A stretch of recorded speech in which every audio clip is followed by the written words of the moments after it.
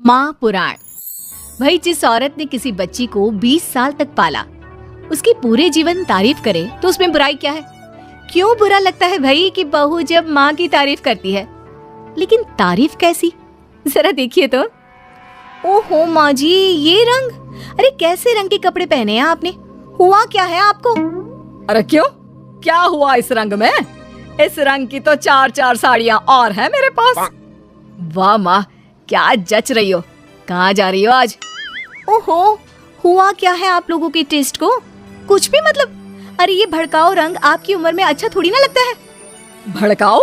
अरे कहाँ भड़काऊ है बहू। वैसे तुझे याद होगा, तेरी शादी में तेरी माँ ने भी यही रंग पहना था, जबकि वो तो मुझसे भी बड़ी ही है। सास के मुंह से माँ की बात सुनकर बहू को तो मानो कुछ ज्यादा ही एनर्जी आ जाती है। कैसी बात कर दी माँ जी, मेरी माँ से तुलना छोड़ ही दो आप। क्यों? क्या वो तुलना करने के भी लायक नहीं है बहू? नहीं, बिल्कुल नहीं। उनकी तुलना करनी है तो ज़ीनत अमान से करो, मौसमी चटर्जी से करो, या किसी और हीरोइन से करो, लेकिन आपसे कभी नहीं। ये कैसी बात कर रही हो तुम माँ से? और ये जो तुम्हारी माँ मेरे बारे में बोल रही थी, वो नहीं सुना क्या?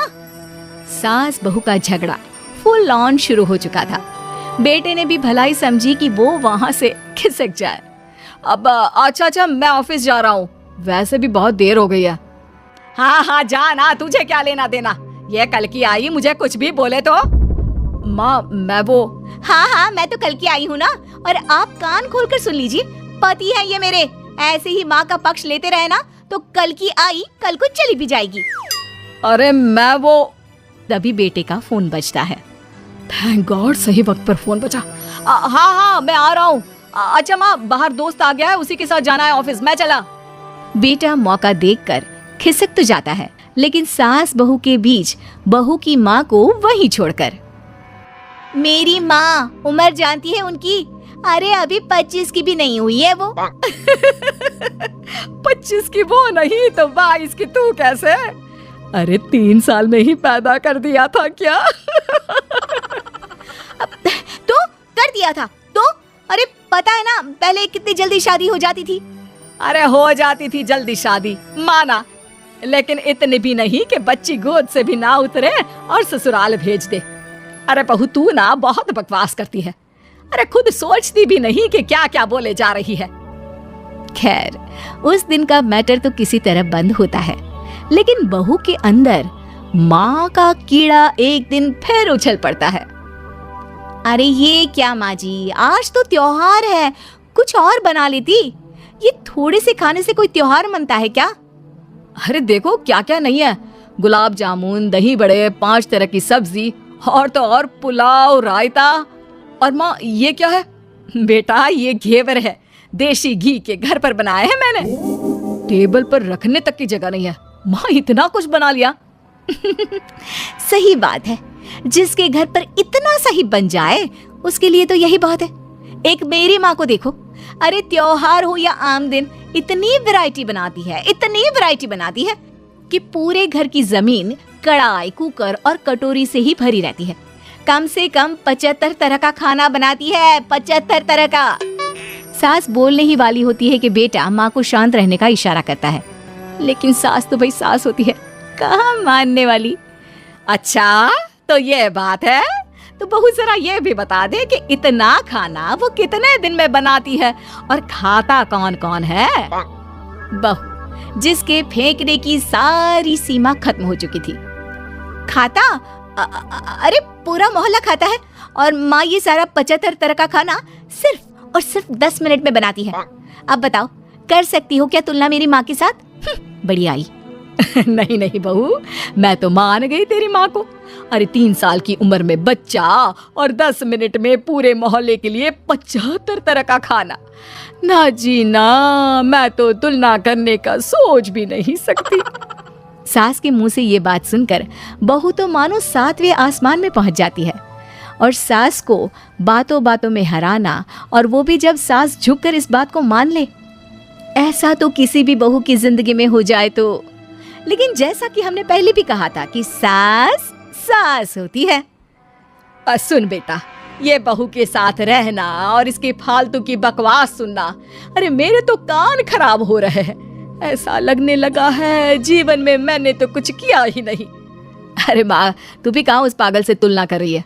जाने देना, तू तो खुद समझ रही है ना उसकी बात का मतलब। अरे हाँ बेटा, वो तो है, लेकिन फिर भी मैं चाहती हूँ कि तू इसकी माँ को यहाँ बुला। वैसे भी कई साल हो गए हैं उनसे मुलाकात नहीं हुई। अरे जाने देना माँ, ये एक ही कम है क्या जो तू उसकी माँ को भी यहाँ बुलाने की जिद कर रही है? मेरा भी तो सोच, काम करना पड़ता है मुझे। नहीं नहीं माँ। लेकिन माँ की जिद के सामने बेटे की एक नहीं चलती और वो सास को फोन कर देता है। उधर बहू लगी पड़ी है।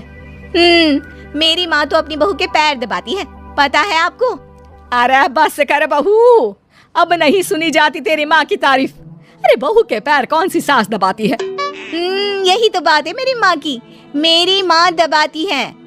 बहू अभी भी माँ की तारीफ कर रही थी कि दरवाजे पर खड़ी हो जाती है बहू की माँ। तुम कैसे माँ? हाय रे, मेरी बेटी हकली हो गई। कैसे बेटा? अरे चुप कर माँ, ये पूछ रही हूँ कि तूने ना फोन किया ना चिट्ठी। अरे बता तो देती कि आ रही है। अरे अब आ गई है तो अंदर बिठा, चाय पिला। क्यों बहन जी, कोई तकलीफ तो नहीं हुई ना आने में? तकलीफ? अरे पूछिए क्या नहीं हुआ। उम्र इतनी हो गई है कि चला नहीं जाता। बहू को बोल बोल कर हार गई कि तेल गरम करके मालिश कर दे पैर की, लेकिन नहीं। सास बहू की ओर देखती है। अच्छा माँ, चल फ्रेश हो जा, मैं खाना लगाती हूँ। बहू खाना लगाती है। सभी बैठे होते हैं कि बहू की माँ, हाय रे, अरसा ही हो गया एक साथ इतना सारा खाना देखकर, वरना घर में 2 रोटी और सब्जी ही बना लेती हूँ तो लगता है कि बहुत बना लिया। वरना बहन जी, मेरी सास वो तो कम से कम 2 सब्जी और दाल बनाती थी, लेकिन सच कहूँ मुझसे नहीं होता। मैंने तो शादी के बाद रिन्नी के पापा से बोल दिया था कि भाई खाना बनाना आता ही नहीं, उतना ही बनाऊंगी जितने में पेट भर जाए। तो क्या सासू माँ, मोहल्ले वालों को आपके घर से खाना नहीं जाता था त्योहारों में? त्योहारों में खाना मोहल्ले वालों के लिए? अरे कैसी बात कर रहे हैं दामाद जी? उल्टा त्योहारों में तो मैंने कभी खाना बनाया ही नहीं। वो क्या है ना, मंदिरों का भंडारा लगता था, वही लाइन में मैं रिन्नी के पापा को बर्तन देकर खड़ा कर देती थी। अरे कई बार तो खीर रिन्नी ही भीड़ में आगे जाकर ले आती थी। बताया नहीं क्या बेटा ससुराल वालों को कुछ? क्या कहती रिन्नी बहू?